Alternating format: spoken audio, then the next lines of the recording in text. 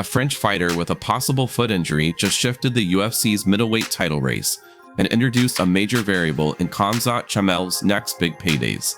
Why? Because matchmaking isn't just about competition, it's the engine that drives pay-per-view interest and revenue. Nasruddin Imavov didn't just win, he made it emphatic, taking a unanimous decision with scores of 50-45, 49-46, and capped it off with a clear call-out, "I am next." But here's the twist. His victory wasn't just about fighting. It was about timing, storytelling, and the business of creating a marketable contender. In this video, we'll show you how Imavov's fight control, the lift from a French sweep in Paris, and the wider matchmaking context all point to his unique value. And that brings us to the bigger picture. When a champion sits at the top without a clear rival, what does that mean for the UFC's bottom line? They call it the $10 million problem, but the figure isn't the point. It's the idea behind it. When a dominant fighter rules a division without a credible rival, the UFC doesn't just have a matchmaking issue. It risks losing out on major pay-per-view revenue. Fans don't buy events for inevitability. They buy them for tension and possibility. Without a story to sell, even the most talented athletes can leave cards feeling flat. That's the puzzle facing Khamzat Chimaev. His skills aren't in question. He keeps winning, and usually in convincing fashion. The challenge is that dominance alone doesn't guarantee blockbuster sales.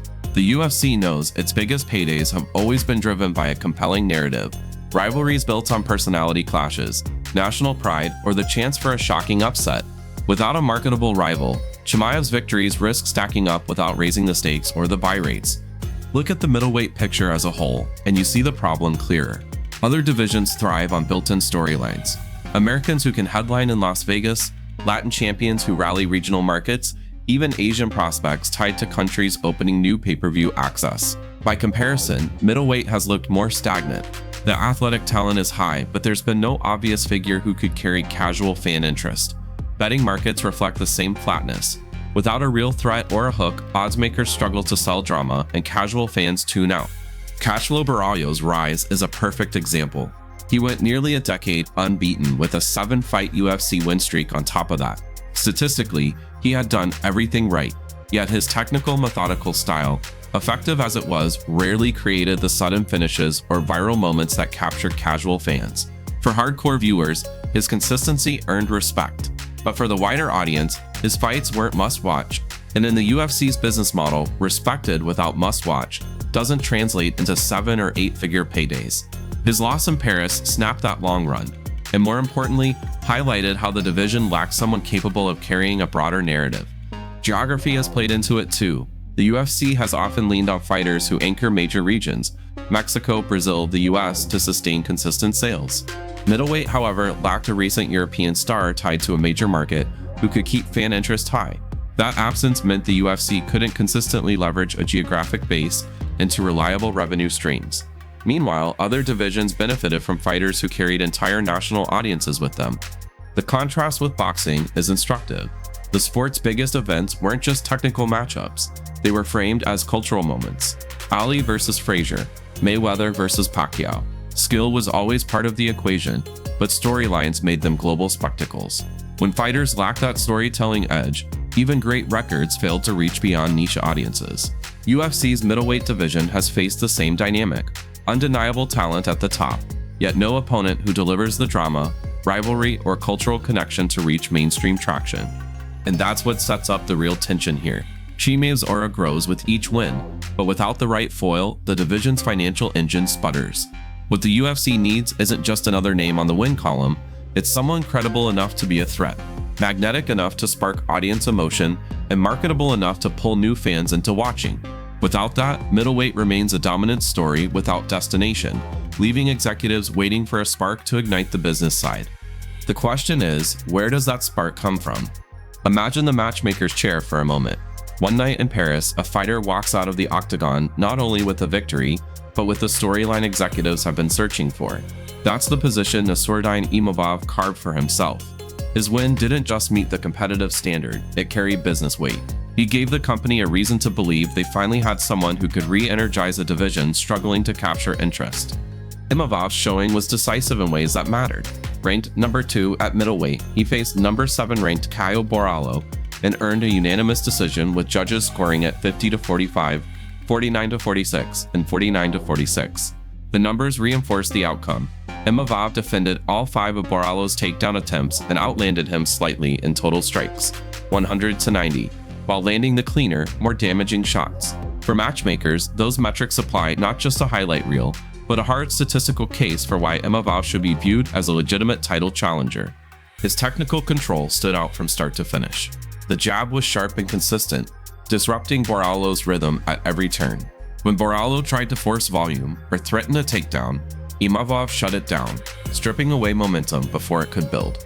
He didn't just survive exchanges, he bent the fight to his pace. That level of command convinces fans that his style could test the aura of an untouchable champion. The adversity beneath that performance deepened the narrative even more. Imavov reported afterward that he felt something in his right foot or tendon let go during the fight. Injuries of that nature break a fighter's focus, push them to hesitate, even create an excuse to wilt. Yet Imavov pressed forward, kept his base, and backed Borrallo up for 5 rounds. For fans and broadcasters, that grit becomes part of the story. Viewers admire fighters who dominate, but they connect with those who keep winning even when circumstances shift against them. That's why what happened after the fight resonated so strongly. The call-out delivered in just 3 words, "I am next." Wasn't elaborate, but it didn't need to be. It was understood, immediate, and cinematic. Executives couldn't have scripted it better. The visual of a ranked contender in front of a roaring Parisian crowd, putting himself directly into the title conversation. It turned the event into a pivot point rather than just a main card result. Borrallo's own response added an unusual but useful element. Respectful in defeat, he acknowledged Imavov's performance without excuses or bitterness. Ironically, that restraint amplified Imavov's achievement. It showed how beating a fighter who had gone nearly a decade unbeaten with 7 UFC wins leading in was no small feat. Sometimes mutual respect sharpens credibility more than trash talk ever could, because the spotlight stays squarely on performance. From the business angle, context makes the Paris moment even sharper. The UFC's French market has exploded since legalization, and the latest card only reinforced it. 5 French fighters won, the crowd stayed electric from start to finish, and the broadcast leaned on shots of a fan base that looked and sounded ready to rally around a domestic hero.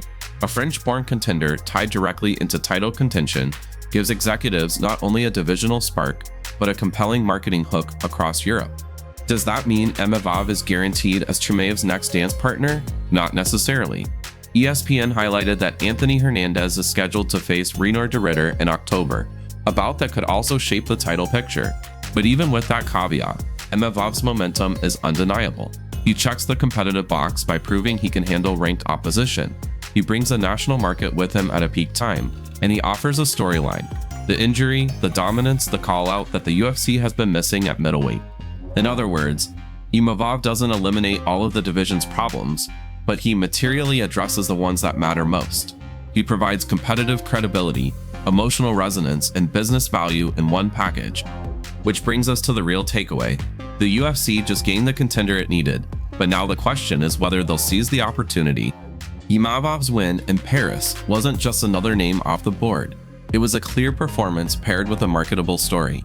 He gave the UFC something they've lacked at middleweight, a contender who can generate both credibility inside the cage and interest outside of it. Now the promotion faces a specific decision. Do they book Chimaev Imavov while the momentum is fresh, or hold off to see what happens with Anthony Hernandez and Reinier de Ridder in October? That timing could complicate the picture, but hesitation risks losing the spark already created. What about you?